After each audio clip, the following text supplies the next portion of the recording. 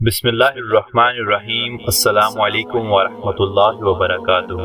امام الائمہ سراج الائمہ حضرت ابو حنیفہ نعمان بن ثابت المعروف امام اعظم صحیح ترین روایات کے مطابق 77 ہجری کو پیدا ہوئے۔ آپ نسلاً فارسی تھے۔ علامہ عبد القادر مصری نے آپ کا سلسلہ نسب حضرت آدم علیہ السلام تک ذکر کیا ہے۔ ملا علی قاری فرماتے ہیں کہ آپ کے آباء و اجداد میں غلامی کا کوئی اثر نہیں، زیادہ یہی صحیح ہے کہ آپ آزاد ہیں۔ آپ کے والد ماجد حضرت ثابت علیہ رحمہ کی ولادت اسلام میں ہوئی تھی۔ آپ کے والد ماجد حضرت علی المرتضیٰ کرم اللہ تعالیٰ وجہ الکریم کی خدمت میں حاضر ہوئے تو انہوں نے ان کے حق میں دعائے خیر فرمائی، گویا آپ کے گھر میں شیر خدا کا فیضان بھی ٹھاٹھے مار رہا تھا۔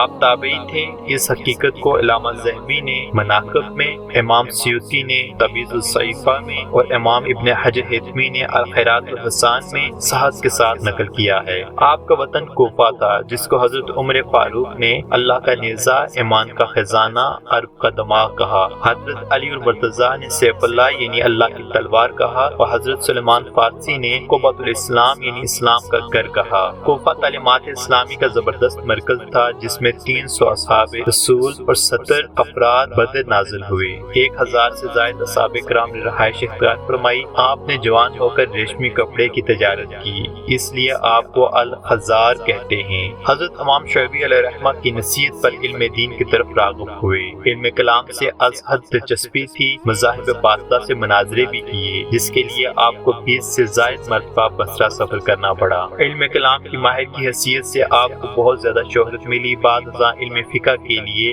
حضرت حماد رحمۃ اللہ علیہ کے حلقہ درس سے وابستہ ہو گئے۔ آپ نے 4000 مشائخ سے استفادہ کیا۔ ان مشائخ کرام میں بعض صحابہ ہیں، جس طرح کہ امام ابن حجر اسقلانی نے بھی ذکر کیا ہے۔ خصوصاً حضرت انس بن مالک رضی اللہ تعالیٰ عنہ سے آپ کے ملاقات ثابت ہے۔ آپ کی مجالس مذاکرہ میں وقت کے جلیل القدر فقہا اور ائمہ شامل ہوتے تھے۔ بعض مسائل میں 1 ماہ تک بحث جاری رہتی تھی۔ سب کا اتفاق ہوتا تو اسے امام ابو یوسف اصول میں درج کر لیتے۔ آپ نے 83,000 مسائل حل فرمائے، جن میں 38,000 کا تعلق عبادات سے ہے، باقی مسائل معاملات کے متعلقہ ہیں۔ آپ علم کلام اور فقہ کے میدان کے شاہ سوار تو تھے ہی، سیرت اور کردار کے بھی روشن مینار تھے۔ ائمہ وقت فرماتے ہیں کہ امام اعظم ابو حنیفہ معاصر میں سب سے اچھی نماز پڑھتے، خشتے الہی سے مالا مال تھے۔ بیت اللہ شریف میں 1 رکعت میں ختم قرآن کیا، سارا دن ساری رات آخرت کی طلب میں رہتے تھے۔ اس پر سب کا اتفاق ہے کہ آپ سب سے زیادہ عبادت گزار تھے۔ 40 سال تک عشاء کے وضو سے فجر کی نماز پڑھی۔ رمضان میں 60 بار قرآن ختم فرماتے۔ اکثر رات کو ہر رکعت میں سارا قرآن ختم کر جاتے۔ جس جگہ وصال ہوا وہاں 7000 مرتبہ ختم قرآن کیا۔ اپنی کمائی سے کھاتے، عطیات کو رد کر دیتے تھے۔ سب سے زیادہ سخی اور متقی تھے۔ شاگردوں کے بھی اخراجات برداشت کرتے تھے۔ چہرہ اچھا، لباس بہترین، خوشبو نفیس، محفل پاکیزہ تھی، یاروں کے غمخوار تھے۔ لطیف الطبع تھے۔ ایک پوشیدہ لباس والے کو 1000 درہم دیے اور فرمایا جاؤ حلیہ ٹھیک کرو، اللہ چاہتا ہے کہ اپنے بندے پر اپنی نعمت کا اثر دیکھے۔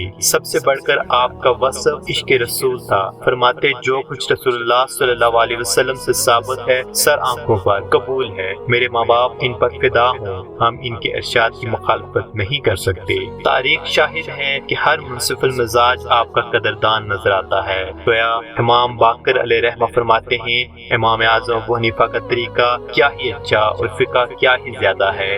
سفیان بن عیینہ رحمۃ اللہ تعالیٰ علیہ فرماتے ہیں میں نے حضرت ابو حنیفہ جیسا انسان نہیں دیکھا۔ یزید بن ہارون علیہ رحمہ فرماتے ہیں میں نے ان کے ہم عصر جتنے بھی دیکھے سب کو یہی کہتے سنا کہ امام اعظم سے بڑا کوئی فقیہ نہیں۔ امام عبداللہ بن مبارک علیہ رحمہ فرماتے ہیں ابو حنیفہ اگر کہہ دیں کہ یہ ستون سونے کا ہے تو ویسے ہی نکل آئے کہ انہیں فقہ میں ایسی توفیق حاصل ہے۔ امام جعفر الصادق رضی اللہ تعالیٰ عنہ فرماتے ہیں یہ ابو حنیفہ اپنے ملک کے سب سے اونچے فقیہ ہیں۔ یحییٰ بن معین علیہ رحمہ فرماتے ہیں امام ابو حنیفہ عدول سکا، سراپائے عدل، قابل اعتبار ہیں، اس کے بغیر اس کے بارے میں تیرا کیا خیال ہے، جس کی عبداللہ بن مبارک اور وقی بھی معترف ہیں۔ نضر بن شمیل علیہ رحمہ فرماتے ہیں لوگ فقہ میں سوئے تھے، امام ابو حنیفہ نے ان کو اپنی تشریح و بیان سے بیدار کیا۔ امام مسعر علیہ رحمہ فرماتے ہیں میں نے ایسا شخص نہیں دیکھا جس نے فقہ میں امام ابو حنیفہ سے بہتر کام کیا ہو۔ امام ابو نعیم علیہ رحمہ فرماتے ہیں کہ ابو حنیفہ مسائل کے غوث تھے۔ امام مالک بن انس علیہ رحمہ فرماتے ہیں ابو حنیفہ ایسے آدمی تھے کہ اگر ستون کو دلائل سے ثابت کرتے کہ سونے کا ہے تو کر سکتے تھے۔ امام شافعی علیہ رحمہ فرماتے ہیں کہ لوگ فقہ میں ابو حنیفہ کے عیال یعنی محتاج ہیں، جو فقہ کو سیکھنا چاہے وہ اصحاب ابو حنیفہ کا دامن تھام لے۔ خلیفہ منصور عباسی کا قول ہے ابو حنیفہ آج دنیا کا بلند پایہ عالم ہے۔ حسن بن عمار علیہ رحمہ فرماتے ہیں کہ بے شک آپ فقہ میں کلام کرنے والوں کے سردار ہیں اور کوئی آپ کا مقابلہ نہیں کر سکتا، لوگ آپ کی نسبت حسد سے کام لیتے ہیں۔ امام سفیان ثوری علیہ رحمہ فرماتے ہیں کہ ابو حنیفہ زمین پر سب سے بڑے فقیہ ہیں۔ ابو عاصم علیہ رحمہ فرماتے ہیں اللہ کی قسم میں ابو حنیفہ کو ابن جری سے بڑا فقیہ مانتا ہوں۔ امام شمس الدین بابری علیہ رحمہ فرماتے ہیں اگر کوئی پوچھے کہ افضل الائمہ کون ہے تو ہم جواب دیں گے ابو حنیفہ۔ امام شعرانی علیہ رحمہ فرماتے ہیں کہ تو علم کے بغیر امام اعظم کی شان میں رخنا ڈالنے والوں کے ساتھ سے بچ جا کہ دنیا و آخرت کا نقصان اٹھائے گا، کیونکہ امام اعظم قرآن اور حدیث کے پابند اور رائے سے بیزار تھے۔ جو امام اعظم کے مذہب کی تحقیق کرے گا اس میں سب سے زیادہ احتیاط پائے گا، جو اس کے سوا کہے وہ جاہل ہے۔ علامہ ابن خلدون علیہ رحمہ فرماتے ہیں وہ عظیم مجتہدین میں سے ہیں، اس کی دلیل یہ ہے کہ ان کے مذہب پر اعتماد کیا جاتا ہے اور رد و قبول میں ان کا اعتبار قائم ہے۔ علامہ ابن حلقان علیہ رحمہ فرماتے ہیں ان کے مناقب اور فضائل کثیر ہیں۔ امام احمد بن حنبل علیہ رحمہ فرماتے ہیں سبحان اللہ و علم، ورع، زہد اور عالم آخرت کو اپنانے میں سب سے آگے تھے کہ وہاں کوئی نہیں پہنچ سکتا۔ یحییٰ بن سعید علیہ رحمہ فرماتے ہیں اللہ سے علم رسول اللہ کو ملا، ان سے صحابہ کو ملا، ان سے تابعین کو ملا، پھر تابعین سے امام ابو حنیفہ اور ان کے اصحاب کو ملا، چاہے کوئی خوش ہو یا نہ خوش ہو۔ علامہ ابن کثیر علیہ رحمہ فرماتے ہیں وہ امام ہیں، عراق کے فقیہ، اسلام کے ائمہ میں سے وہ بڑی شخصیتوں میں سے ایک ہیں۔ امام ذہبی علیہ رحمہ فرماتے ہیں کہ وہ کبیر الشان تھے۔ قاضی حسین بن محمد مالکی علیہ رحمہ فرماتے ہیں کہ امام سوری سے جب بھی کوئی پیچیدہ مسئلہ پوچھا جاتا تو فرماتے ہیں کہ اس کے پاس جو جس سے ہم حسد کرتے ہیں یعنی ابو حنیفہ۔ امام ابو یوسف علیہ رحمہ فرماتے ہیں کہ جو ابو حنیفہ کو اپنے اور اللہ کے درمیان رکھے اس نے اپنا دین بچا لیا۔ عبداللہ بن داؤد الخزیبی علیہ رحمہ فرماتے ہیں اہل اسلام پر واجب ہے کہ وہ اپنی نماز میں ابو حنیفہ کے لیے دعا کریں کہ انہوں نے ان کے فقہ اور حدیث کو بچا لیا۔ مکی بن ابراہیم علیہ رحمہ فرماتے ہیں ابو حنیفہ اپنے زمانے کے بہترین عالم دین تھے۔ امام موفق علیہ رحمہ فرماتے ہیں ان کے اشعار کا ترجمہ کچھ اس طرح ہے مذہب نعمان سارے مذہبوں سے بہترین، جس طرح تارو میں روشن ہے میں روشن جبی، ہر طرح کے عیب سے محفوظ تر دیکھا جسے، ایسا پاکیزہ کہ عیب اس کے قریب آتا نہیں۔ اسحاق بن محمد علیہ رحمہ فرماتے ہیں کہ امام مالک مسائل میں بعض اوقات امام ابو حنیفہ کے قول کا اعتبار کرتے تھے۔ عبدالعزیز بن ابی سلمہ علیہ رحمہ فرماتے ہیں کہ ابو حنیفہ اچھی دلیلوں سے استدلال کرتے تھے، اس میں کوئی عیب نہیں کہ ہم بھی رائے سے بات کرتے اور اس کے لیے دلیل لاتے ہیں۔ عبد الرحمن مکری علیہ رحمہ فرماتے ہیں ہم سے بادشاہوں کے بادشاہ ابو حنیفہ نے روایت بیان فرمائی۔ علامہ ابن حجر ہیتمی علیہ رحمہ فرماتے ہیں جس شخص نے گمان کیا کہ وہ حدیث کی طرف کم توجہ دیتے اس نے تساہل یا حسد کی بنا پر کہا۔ دادا علی حجویری علیہ رحمہ فرماتے ہیں کہ امام مقتدائے اہل سنت، شرف فقہاء و عزت علماء ابو حنیفہ نعمان بن ثابت مجاہدہ و عبادت میں ثابت قدم بزرگ تھے، اصول طریقت میں بڑی شان کے مالک تھے۔ آپ اکثر مشائخ کے استاد تھے، چنانچہ فضیل بن ایاز، داؤد طائی اور بشر حافی وغیرہ ہم نے آپ کے فیض حاصل کیا۔ پارسائی رسائی میں آپ کے بے شمار مناقب ہیں جو اس کتاب میں نہیں سما سکتے۔ حوالہ کشف الماجوز۔ حضرت داتا علی حجویری علیہ الرحمہ نے ایک خواب میں دیکھا کہ جس میں حضور علیہ الصلوۃ والسلام نے امام اعظم رضی اللہ تعالیٰ عنہ کو اپنی آغوش میں اٹھایا ہوا تھا۔ استفسار پر فرمایا یہ تیرا اور تیرے دیار والوں کا امام ابو حنیفہ ہے۔ فرماتے ہیں مجھے اس خواب سے تسلی اور اپنے شہر سے ارادت ہوگی، کیونکہ پیغمبر نے انہیں اٹھایا، اس لیے یقیناً ان کے ذاتی صفات فنا ہو چکے تھے اور صفات پیغمبر کے ساتھ صفات بقا تھے، صاحب بقا تھے۔ پیغمبر حق سہون اور خطا سے بالا تر ہیں، جس کو ان کا سہارا نصیب ہوا وہ بھی سہو و خطا کا مرتکب نہیں ہو سکتا۔ یہ ایک رمز لطیف ہے۔ حضرت مجدد الفسانی علیہ الرحمہ فرماتے ہیں کہ حضرت امام نے اپنے ورع و تقوی کی برکت اور سنت مبارکہ کی مطابق کی بدولت اجتہاد اور مسائل کے استنباط میں ایسا مرتبہ پایا کہ دوسرے افراد کے سمجھنے سے عاجز ہیں۔ مذہب حنفی کی نورانیت نظر کشف سے ایک عظیم دریا کی طرح ظاہر ہوتی ہے اور دوسرے مذاہب حوضوں اور نالیوں کی طرح نظر آتے ہیں۔ سنت کی پیروی میں حضرت امام سب سے آگے ہیں۔ اللہ ان کو توفیق دے کہ دین کے سردار اور اہل اسلام کے رئیس کو برا نہ کہیں اور اسلام کی بڑی جماعت کی دل آزاری نہ کریں۔ فقہ کے بانی حضرت امام ہیں۔ فقہ کے 3 حصے ان کو مسلم ہیں، 1/4 میں باقی علماء ان کے شریک ہیں۔ میں امام ابو حنیفہ کے مقابلے میں دوسروں کو باوجود ان کے علم و تقوی کے بچوں کی طرح سمجھتا ہوں۔ ہارون رشید نے آپ کے اوصاف سن کر کہا صالحین کے اوصاف ایسے ہی ہوتے ہیں، کاتب اسے لکھو اور بیٹے اسے یاد کر لو۔ جمال الدین ظاہری علیہ رحمہ فرماتے ہیں ابو حنیفہ کے مناقب بہت ہیں، ان کا علم عمیق ہے، ان کی شہرت والد سے کفایت کرتی ہے۔ اگر میں ان کے مناقب عزیز اور علوم کثیر کے بارے میں لکھوں تو کئی جلدیں تیار ہو جائیں۔ علامہ دیات بکری علیہ رحمہ نے ایک شعر لکھا، یعنی اللہ نے زمین میں پہاڑوں کی میخیں لگائیں، جیسے ملت حنفیہ کو ابو حنیفہ کی علوم کی میخوں سے برقرار رکھا۔ ابو جعفر بیاضی علیہ رحمہ فرماتے ہیں کیا تم نہیں دیکھے کہ علم پراگندہ تھا اور اس قبر والے یعنی ابو حنیفہ نے اسے جمع کر دیا۔ مامون رشید عباسی فرماتے ہیں اگر ابو حنیفہ کے اقوال کتاب اللہ اور سنت رسول صلی اللہ علیہ وسلم کے خلاف ہوتے تو ہم ان پر عمل نہ کرتے۔ اگر تم احتیاط اور اپنی نجات چاہتے ہو تو ابو حنیفہ کی قول پر ہی عمل کرو، کسی دوسرے کی طرف نہ جاؤ۔ حافظ یوسف بن عبد البر مالکی علیہ رحمہ فرماتے ہیں ابو حنیفہ فقہ میں امام تھے، ان کی رائے کو قیاس عمدہ، مسئلہ لطیف، ذہن اچھا اور عقل ہر وقت ساتھ ہی ذکاوت اور تقوی کے مالک تھے۔ امام حماد رضی اللہ تعالیٰ عنہ فرماتے ہیں کہ ابو حنیفہ اچھی سمجھ اور اچھے حافظے کے مالک ہیں۔ فضیل بن ایاز علیہ رحمہ فرماتے ہیں ابو حنیفہ ایک فقی آدمی تھے اور فقہ سے مشہور تھے، ان کا تقوی مشہور تھا، مال میں فراخی تھی، ہر ایک کے ساتھ بلائی کرتے، علم سکھانے میں ہمہ وقت لگے رہتے تھے، ان کی رات اچھی تھی، بات کم کرتے، حرام اور حلال کے مسئلے میں حق کا بیان اچھی طرح کرتے تھے۔ امام امیش علیہ رحمہ فرماتے ہیں ابو حنیفہ کے حلقے میں جاؤ اور فرماتے ہیں کوئی جائے اور ہمارے لیے ابو حنیفہ سے مناسک حج لکھوا کر لائے۔ امام عمر غزنوی علیہ رحمہ فرماتے ہیں تمام قاضی اور تمام عادل حضرات زندہ ہوں یا مردہ اپنے احوال میں حضرت امام اعظم مجتہد مخدوم کی تقلید کے محتاج ہیں۔ حضرت علی خواص علیہ رحمہ فرماتے ہیں اگر امام مالک اور امام شافعی کے مقلد انصاف سے کام لیں تو امام ابو حنیفہ کی کسی قول کی تصدیق نہ کریں، کیونکہ وہ ان کی مدعا اپنے امام سے سن چکے ہیں۔ یحییٰ بن معاذ راضی علیہ رحمہ فرماتے ہیں میں نے خواب میں حضور انور صلی اللہ علیہ وسلم کو دیکھا اور عرض کی کہ میں حضور کو کہاں تلاش کروں؟ فرمایا ابو حنیفہ کے علم کے پاس۔ علامہ غسان نشاپوری علیہ رحمہ فرماتے ہیں قیاس کی ساری بنیاد ابو حنیفہ نے رکھی، آپ واضح حجت لے کر آئے اور اپنی تعمیر کی بنیاد آثار مبارکہ پر قائم فرمائی۔ علامہ ابن عماد حنبلی علیہ رحمہ فرماتے ہیں ابو حنیفہ بنی آدم کے عقل مند افراد میں سے تھے۔ شاہ ولی اللہ محدث دہلوی علیہ رحمہ فرماتے ہیں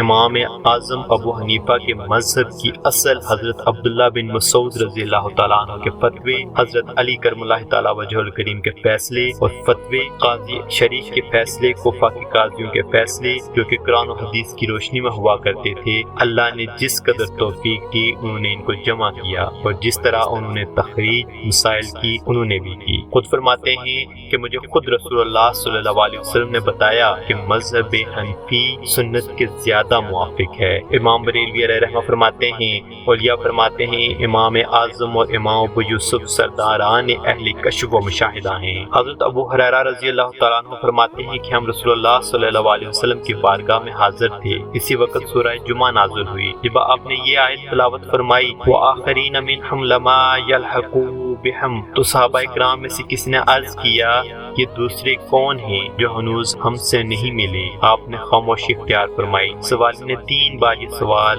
عرض کیا تو آپ صلی اللہ علیہ وسلم نے حضرت سلمان فارسی کے شانے پر دست مبارک رکھ کر فرمایا اگر ایمان سریہ کی بلندیوں پر ہوا تو ان کے کچھ لوگ فارسی آدمی اسے ضرور حاصل کر لیں گے۔ مسند احمد میں یہ حدیث اس طرح مروی ہے اگر علم سریہ کی رفتوں پر بھی چلا گیا تو فارس کے بیٹے اسے حاصل کر لیں گے۔ حضرت امام جلال الدین سیوطی علیہ رحمہ جو کہ 9ویں صدی کے مجدد ہیں نے اس حدیث پاک کا مصداق حضرت امام ابو حنیفہ کی ذات والا صفات کو قرار دیا، کیونکہ اہل فارس سے کوئی شخص حضرت امام کے مرتبہ علم کو نہ پہنچ سکا۔ آپ تو آپ ہیں، کوئی آپ کے تلامذہ کرام کے مقام تک بھی نہ پہنچ سکا۔ حضرت شاہ ولی اللہ محدث دہلوی کا فرمان ہے ایک روز اس حدیث پر ہم نے گفتگو کی، میں نے کہا امام اعظم ابو حنیفہ رضی اللہ تعالیٰ عنہ اس حکم میں داخل ہیں کیونکہ اللہ سبحانہ تعالیٰ نے علم فقہ کی اشاعت ان کے ہاتھوں کرائی اور اہل اسلام کی اس کے ذریعے اصلاح فرمائی، بالخصوص اس آخری دور میں کہ دولت بس یہی مذہب ہے۔ سارے شہروں میں بادشاہ حنفی ہیں، قاضی حنفی ہیں، مدرسین حنفی ہیں۔ صدر الائمہ امام موفق علیہ رحمہ نے چند احادیث ذکر کی ہیں جس میں ایک حدیث ہے کہ حضرت ابو ہریرہ رضی اللہ تعالیٰ عنہ سے مروی ہے کہ رسول اللہ صلی اللہ علیہ وسلم نے فرمایا میری امت میں ایک مرد کامل پیدا ہوگا جسے لوگ ابو حنیفہ کہیں گے، وہ قیامت کے دن میری امت کا سورج ہے۔ بعض لوگ سیدہ عائشہ صدیقہ رضی اللہ تعالیٰ عنہ پر اعتراض کرتے تھے کہ انہوں نے جنگ صفین میں محرم کے بغیر کیوں سفر کیا۔ امام ابو حنیفہ رضی اللہ تعالیٰ عنہ نے ایسے معترضین اور مخالفین سے پوچھا کیا سیدہ عائشہ رضی اللہ تعالیٰ عنہ ام المومنین نہیں تھی؟ کیا ماں ساری امت کی محرم نہیں؟ قرآن تو انہیں ازواجہم امہاتہم کہتا ہے۔ پھر یہ فرمایا ترجمہ تم کسی صورت میں بھی ازواج رسول سے شادی نہیں کر سکتے۔ قرآن کی اس آیت کی روح سے ہر مسلمان سیدہ عائشہ صدیقہ رضی اللہ تعالیٰ عنہ کا محرم ہے۔ حضرت ابن عباس رضی اللہ تعالیٰ عنہ نے اپنے نور فراست سے آپ کے ظہور پاک کی گواہی اور بشارت بھی دی۔ امام موفق ابن احمد مکی علیہ رحمہ فرماتے ہیں حضرت ابن عباس رضی اللہ تعالیٰ عنہ نے فرمایا کہ ہماری رائے یہی ہے کہ جو شخص صاحب الرائے ہو کر فتویٰ دے گا اس کی مضبوط حیثیت ہوگی، جب تک اسلام باقی ہے اس کی رائے پر احکامات جاری ہوتے رہیں گے۔ اس مقام پر ایک ایسا شخص ظاہر ہوگا جس کا نام نعمان بن ثابت ہوگا اور کنیت ابو حنیفہ ہوگی، وہ اہل کوفہ سے ہوگا اور اس کی شخصیت اسلام اور فقہ میں ایک مضبوط قلعے کی ہوگی اور اس کی کوششوں سے اسلام میں زندگی آئے گی اور حنفی دین اور رائے حسن پر قائم ہوگا۔ حضرت عبداللہ بن مغفل علیہ رحمہ فرماتے ہیں کہ میں نے علی کرم اللہ تعالیٰ وجہ الکریم سے سنا، آپ نے فرمایا کہ آج میں تمہیں ایسے مرد کی خبر سنانا چاہتا ہوں جو کوفہ کے اہل علم کے سردار ہوں گے، بلکہ اپنے زمانے میں عالم اسلام کے تمام شہروں میں رہنے والوں کے علم کے رہنما ہوں گے۔ وہ کوفہ شہر میں ابو حنیفہ کی کنیت سے شہرت پائیں گے، آپ علم اور حلم کا خزانہ ہوں گے اور اس زمانے میں آپ کی وجہ سے ہزاروں لوگ تباہی اور بربادی سے بچ جائیں گے۔ ان پر بعض لوگ حسد کی وجہ سے طعن و تشنیع کر کے اپنا ایمان خراب کریں گے۔ مشاجرات صحابہ میں حضرت امام اعظم ابو حنیفہ رضی اللہ تعالیٰ عنہ کا موقف یہ تھا کہ حضرت علی المرتضیٰ کرم اللہ تعالیٰ وجہ الکریم حق پر تھے۔ آپ کا فرمان ہے جنگ جمل میں حضرت علی المرتضیٰ عدل پر قائم تھے کیونکہ آپ باغیوں کے ساتھ جنگ کرنے کے معاملے کو سب سے بہتر جانتے تھے۔ آپ نے ایک دن فرمایا کہ شامی ہمیں صرف اس لیے برا جانتے ہیں کہ ہم حضرت علی اور حضرت امیر معاویہ کے درمیان ہونے والی جنگ میں ہوتے تو حضرت علی کے حمایتی ہوتے، اور یہ خارجی اس لیے ہم سے ناراض ہیں کہ ہم اہل بیت سے محبت کرتے ہیں اور ان کا ادب و احترام کرتے ہیں، نیز ہم حضرت علی رضی اللہ تعالیٰ عنہ کی خلافت کو ثابت کرتے ہیں اور وہ اس کے قائل نہیں۔ حضرت امام رضی اللہ تعالیٰ عنہ نے اسلام کے عقائد و نظریات کا بڑی ذہانت سے تحفظ کیا۔ اس سلسلے میں ایک شخص معروف شیطان طاق سے ہونے والا مکالمہ قابل مطالعہ ہے۔ امام موفق علیہ رحمہ فرماتے ہیں کہ رافضی طاق نے پوچھا،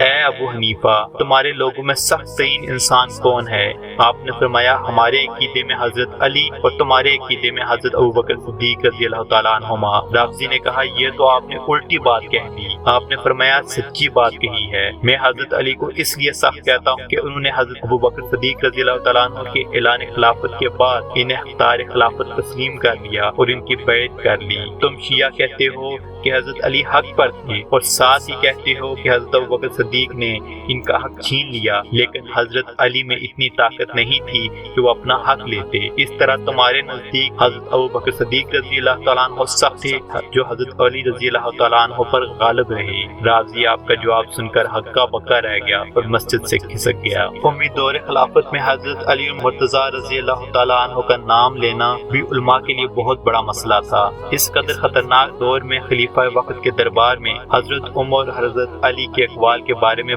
بات چھڑ گئی۔ مسئلہ یہ تھا کہ ایک آدمی نے عدت کے اندر ایک عورت سے نکاح کر لیا، اس کا کیا حکم ہے؟ آپ نے فرمایا، میرے نزدیک حضرت عمر ہی افضل ہیں، لیکن اس مسئلے میں مجھے حضرت علی کا قول زیادہ وزنی اور موزوں نظر آتا ہے، اس لیے میں اس پر عمل پیرا ہوں۔ بنو امیہ کے دربار میں اس جرأت اور شجاعت سے حضرت علی کا ذکر کرنا آپ ہی کا حصہ ہے۔ ایک دفعہ حضرت ابو حنیفہ رضی اللہ تعالیٰ عنہ حج پر گئے۔ آپ مدینہ منورہ میں حاضر ہوئے تو آپ کو محمد بن علی بن حسین بن علی رضی اللہ تعالیٰ عنہ ملے اور کہا، تم وہی ابو حنیفہ ہو جس نے ہمارے دادا کے مذہب کو قیاس میں بدل دیا ہے؟ آپ نے عرض کی، معاذ اللہ، میں کون ہوتا ہوں ایسی جرأت کرنے والا؟ امام باقر رضی اللہ تعالیٰ عنہ نے فرمایا، تحقیق سے ثابت کرو کہ تم واقعی قیاس سے حدیث کو نہیں بدلتے۔ حضرت امام ابو حنیفہ رضی اللہ تعالیٰ عنہ نے عرض کی، حضور آپ اپنی مجلس میں اپنی شان بان کے ساتھ تشریف رکھیں، میں حاضر ہو کر دو زانوں بیٹھ کر وضاحت کرتا ہوں۔ میری نگاہ میں آپ نائب رسول ہیں اور میں آپ کی مجلس میں ویسے ہی حاضری دینا چاہتا ہوں جیسے حضور نبی اکرم صلی اللہ علیہ وسلم کی بارگاہ میں ایک غلام حاضر ہوتا ہے۔ سیدنا امام باقر رضی اللہ تعالیٰ عنہ اپنی پوری شان سے مسند پر تشریف فرما ہوئے۔ امام اعظم ابو حنیفہ رضی اللہ تعالیٰ عنہ دو زانوں بیٹھ کر سامنے بیٹھے اور عرض کی، حضور میں 3 گزارشات کرنا چاہتا ہوں، آپ مجھے ارشاد فرمائیں، مرد کمزور ہے یا عورت؟ حضرت امام باقر نے فرمایا، عورت۔ آپ نے عرض کی، پھر وراثت میں عورت کا کتنا حصہ ہے؟ فرمایا، عورت کو 1 حصہ اور مرد کو 2 حصے ملیں گے۔ آپ نے عرض کی، حضور آپ کے دادا جناب حضرت محمد مصطفیٰ صلی اللہ علیہ وسلم کی حدیث کی روشنی میں یہی فیصلہ ہے۔ اگر میں اس وراثت کا فیصلہ قیاسی اور عقلی کرتا تو کمزور کو 2 حصے دیتا اور مضبوط کو 1 حصہ، مگر میں تو رسول اللہ صلی اللہ علیہ وسلم کی حدیث کا پابند ہوں۔ پھر عرض کی، حضور یہ بتائیے کہ نماز افضل ہے یا روزہ؟ فرمایا، نماز۔ آپ نے عرض کی، اگر میں قیاس سے فیصلہ کرتا تو جو عورت حیض سے پاک ہوتی ہے اسے حکم دیتا کہ وہ قضا شدہ نمازیں لوٹائے اور اسے روزے معاف کرا دیتا۔ پھر آپ نے عرض کی، حضور یہ بتائیے پیشاب زیادہ پلید ہے یا منی؟ فرمایا، پیشاب زیادہ پلید ہے۔ آپ نے عرض کی، اگر میں قیاس کرتا تو پیشاب کرنے والے کو غسل کرنے کا حکم دیتا اور احتلام یا جنبی کو صرف وضو کرنے کا کہتا۔ یہ باتیں سن کر حضرت امام باقر رضی اللہ تعالیٰ عنہ اٹھے، حضرت امام ابو حنیفہ رضی اللہ تعالیٰ عنہ کو گلے لگایا اور نہایت لطف و کرم سے پیش آئے۔ حضرت امام اعظم رضی اللہ تعالیٰ عنہ نے حکمران وقت کے خلاف اہل بیت اطہار کے فرد جلیل حضرت زید رضی اللہ تعالیٰ عنہ کی پرزور حمایت کی۔ ان کے ساتھ مل کر جہاد کرنے کو بدر صغریٰ کا درجہ قرار دیا۔ اس حمایت کی وجہ سے آپ کو گرفتار کر دیا گیا اور زہر دے کر شہید کیا گیا۔ حضرت امام ابو حنیفہ رضی اللہ تعالیٰ عنہ فرماتے ہیں کہ میں ایک بار مدینہ منورہ میں حضرت امام جعفر صادق رضی اللہ تعالیٰ عنہ کی خدمت میں حاضر ہوا۔ آپ نے فرمایا، میرے عراقی بھائی میرے قریب آؤ۔ میں آپ کے قریب ہو گیا اور عرض کی، حضور حضرت ابوبکر صدیق رضی اللہ تعالیٰ عنہ اور حضرت عمر کے متعلق آپ کیا خیال کرتے ہیں؟ لوگ کہتے ہیں کہ آپ ان سے بیزاری کا اظہار کرتے ہیں۔ حضرت امام جعفر صادق رضی اللہ تعالیٰ عنہ نے فرمایا، معاذ اللہ، مجھے رب کعبہ کی قسم ہے یہ لوگ جھوٹ بولتے ہیں اور جھوٹ کہتے ہیں۔ اے ابو حنیفہ، تمہیں معلوم نہیں کہ حضرت علی کرم اللہ تعالیٰ وجہ الکریم نے اپنی لخت جگر بیٹی ام کلثوم بنت سیدہ فاطمہ رضی اللہ تعالیٰ عنہ کو حضرت عمر رضی اللہ تعالیٰ عنہ کے نکاح میں دیا تھا؟ کیا تمہیں معلوم نہیں ام کلثوم کون تھی؟ جس کی نانی خدیجہ الکبریٰ تھی۔ حضرت خدیجہ تو تمام امت کی عورتوں کی سردار ہیں۔ کیا تمہیں معلوم نہیں کہ ام کلثوم کے نانا سید الانبیاء صلی اللہ علیہ وسلم تھے؟ کیا تمہیں معلوم نہیں اسی ام کلثوم کے بھائی حسن اور حسین رضی اللہ تعالیٰ عنہما تھے جو جنت کے جوانوں کے سردار ہیں۔